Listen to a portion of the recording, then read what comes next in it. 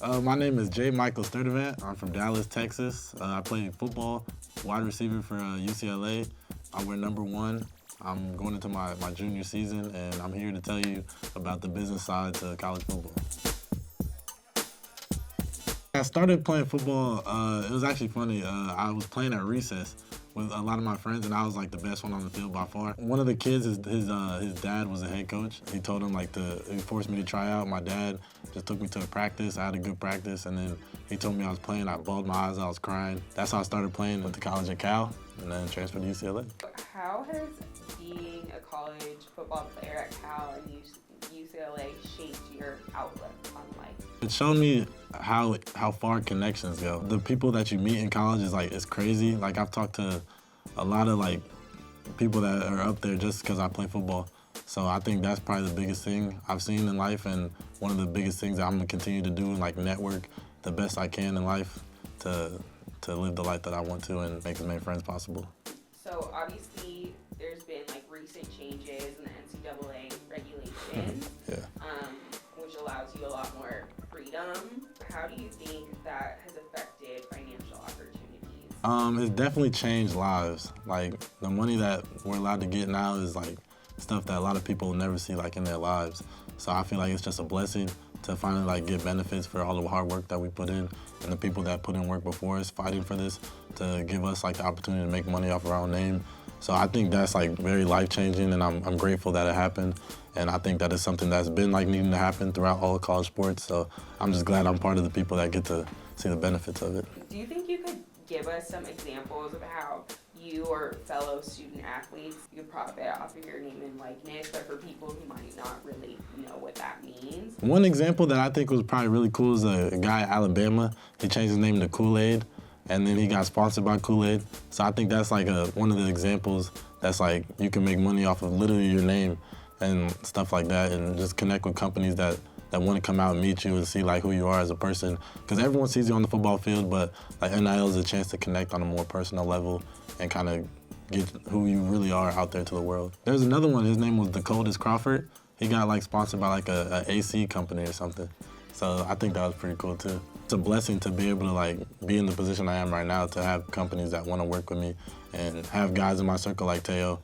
Teo, he's a marketing representation for me, and he's just a guy that kind of just tells me stuff that I can do to go out or meet people and kind of put my name out there. Because I'm kind of stubborn when it comes to stuff like this, because I really just want to focus on football, because that's what I came to college to do.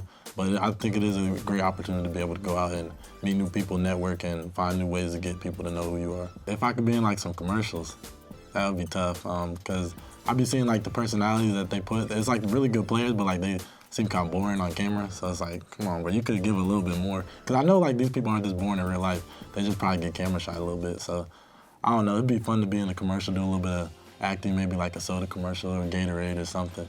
But I think it'd be cool to do something like that. So it's like a football version of Shaq. Yeah, that would be perfect. That would be perfect, because he got a lot of marketing reps too. His faces, you go in Walmart, see him on 10 different things. My dream job would be to be a real estate agent and sell houses all over the world. I'd love to be in movies or TV shows. That would be something that's I'd have a lot of fun doing that. But yeah, those would probably be my 2 avenues that I want to go into after I'm done playing football. Because you can still have a personality, still get to train and I don't know, just make money. So ever since a kid, my mom, she was the real academic person in the family, so she was the one that was making sure I was getting good grades in school, doing my homework before I even went to bed or anything. She was the one that was really pushing me to telling me that my grades is important. My dad was telling me too, but my mom definitely had the better grades. I've been balanced for a long time, so kind of now it's kind of second nature to me. But also it does get harder sometimes, because you let it pile up a little bit too much, and now you got to find the balance again in order to get back to the equilibrium. So it's hard at times, but it's something I think I've got pretty good at. Have there been any challenges you faced as a student athlete? If so, how have you managed to kind of overcome them? It's really some of the classwork you got to do. That's one of the biggest things, because you got to be able to balance it with all the workouts, and then especially in the season, you got to balance it with film. You got to balance it with film, your school, people trying to still talk to you, be friends, maintain relationships. You need the schoolwork to be able to keep playing. I think that's one of the hard ones.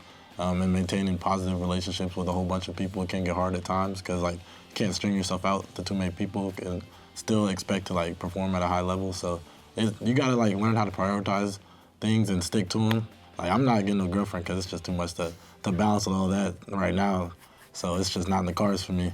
Because I think I'll probably say sticking to your priorities is probably one of the toughest ones. Because it's moments where like you're like, I want to go hang out with these people, but I also have to get a good amount of sleep so I can perform at a high level still.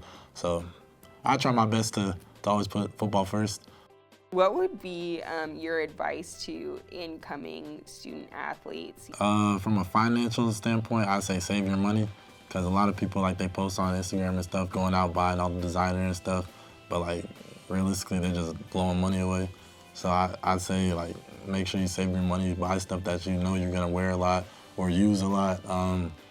From a social standpoint, I'd say meet as many people as you can, but, like, don't string yourself out. Like, make sure you make a lot of connection with the student athletes at the school because, like, it'll go a long way and you'll be able to, like, meet a lot of new people through them by just having, like, simple interactions. So I say what's up to people, say hey if you see somebody out and like on campus or something, and meet your teammates as much as you can. Like stay in the locker room, have good conversations, and really get to know like who you're spending your life with. Make sure your schoolwork is getting turned in on time. My name is JMike, and this has been the Business of College Football. Do you have any pregame rituals or routines? Yeah, I'm a very superstitious person. In high school, I used to have one where I couldn't wear Bluetooth headphones because I wore Bluetooth one time and I had a bad game. So you still wear wires? No AirPods? No, I wear Bluetooth now. Okay. I do, yeah. That broke. Yeah, it broke, thankfully.